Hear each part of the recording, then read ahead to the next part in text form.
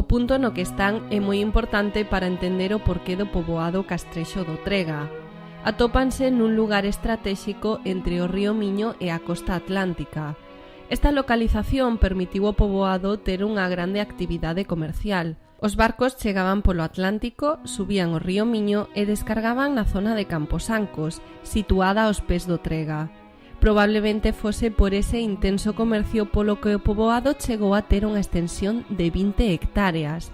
De feito, estímase que só se escavou un 15% do poboado e a maior parte das construcións atópanse cara a esta ladeira por ser a máis próxima ao río e protexida polos ventos procedentes do mar. Por favor, continúen pola beirarrúa ata chegar a unha zona con restos do poboado e da muralla. Logo baixen polas escaleiras fronte ao restaurante ata chegar á ermida, onde atoparán o seguinte punto da audioguía.